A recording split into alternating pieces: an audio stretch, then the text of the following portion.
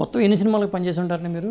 నేను ఒక 10 సినిమాలు చేసి ఉంటాను మొత్తం. ఎందుకని సినిమాలు తక్కువ చేయడానికి కారణం ఏంటి? సినిమాలు తక్కువ చేయడానికి ఎక్కువ చేయడానికి కారణం ఏం లేదండి. నా ఇంటికి వచ్చేసి నా గుమ్మం దగ్గరికి వచ్చేసి ఎవరు ఏది చేయమంటే అది చేస్తాను. అది నా సిద్ధాంతం.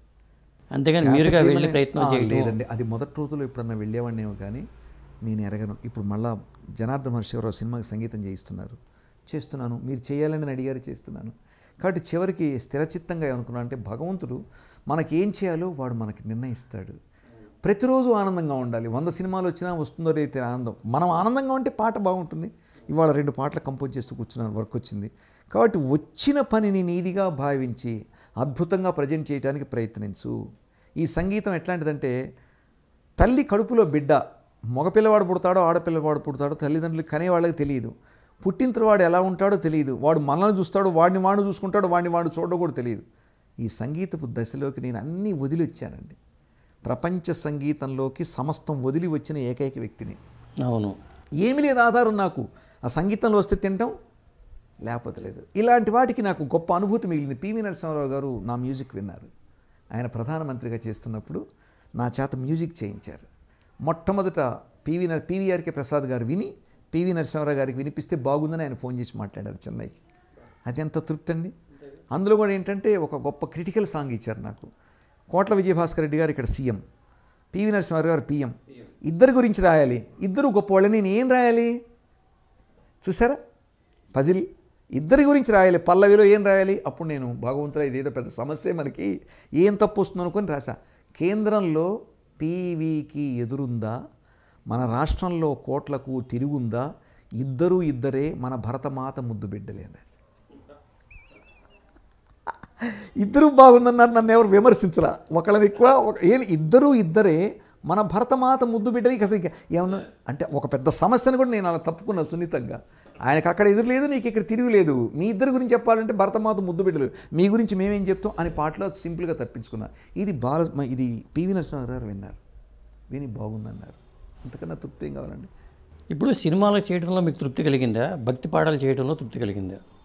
చక్కగా నా దగ్గర సంగీతంలో చేయడంలో తృప్తి ఉంది నాకు. మీరు అన్నం తింటూ ఉంటారు, కూర తింటూ ఉంటారు, పక్కన ఉండేది మంచినీళ్ళే. గొంతు కొరబైనా మంచినీళ్ళే తాగుతారు, కారం ఎక్కువైనా మంచినీళ్ళే తాగుతారు, దాహమైనా మంచినీళ్ళే తాగుతారు. కాబట్టి నాకు సంగీతం మంచినీళ్ళే లాంటిది. నేను సంగీతంలో ప్రయాణం చేయాలని వచ్చాను. ఈ రోజు వరకు కూడా సంగీతంలో ప్రయాణం చేస్తూనే ఉన్నాను. అద్భుతమైన పాటలు సంగీతం చేస్తున్నాను. ఇంకేం కావాలి? అలానే మీరు అడగని ప్రశ్నకి ఏంటంటే 72 మేళకర్త రాగాలని సంగీతం లండన్లో చేశారు కదా. లండన్లో Guinness book of world record చేశాను. తొలి భారతీయుడిని. ప్రపంచంలో ఎన్ని కోట్ల మంది ఉన్నారు? 400 కోట్ల మంది, 250 కోట్లే ఉంటారు. 250 కోట్లలో మొదటివాడిని.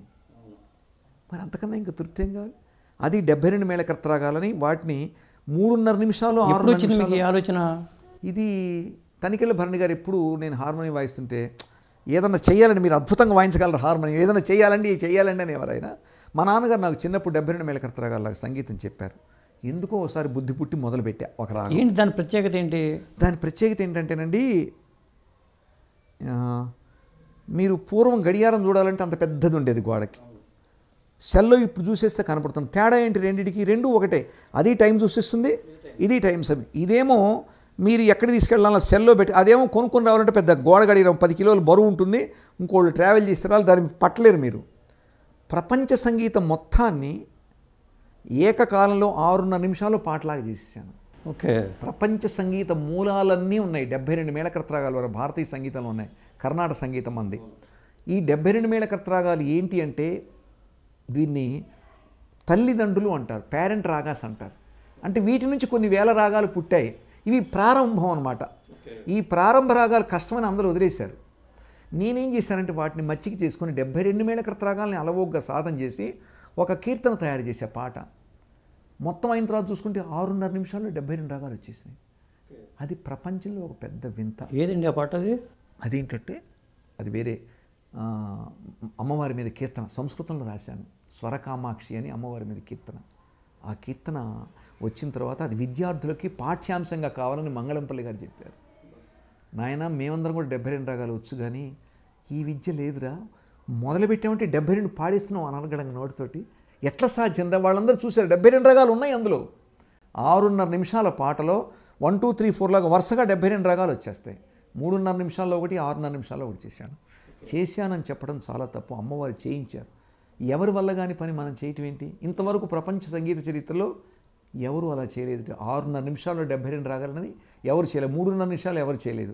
గిన్నీస్ వరల్డ్ రికార్డు సంగీతంలో ఎవరు చేయలేదు. ఇవన్నీ మనకు ఎట్లా సాధ్యమైనాయి అంటే తృప్తి అనే పదము శ్రమ అనే పదానికి అర్థం తెలియబెట్టి. ఇవాళ తృప్తి పడ్డాం కదా అని శ్రమ మానకూడదు. రేపటి నుంచి మళ్ళీ పని చేయి, మొదలుపెట్టు. తృప్తి ఎప్పుడు చేసిన పని మీద తృప్తి ఉండాలి, చేయబోయే పని మీద తపన ఉండాలి. ఈ రెండు మనిషిగా తపన తృప్తి 2 పదాలండి. చేయబోయే పని మీద తపన ఉండాలండి, చేసిన పని మీద తృప్తి ఉండాలి. తృప్తి ఒక్కటి ఉన్నా ఇంకా భవిష్యత్తు లేదు, తపన ఒకటి ఉన్నా భవిష్యత్తు లేదు. తృప్తి ఉన్నది వాడికి తపన తప్ప. తృప్తి ఉండాలి, తపన ఉండాలి.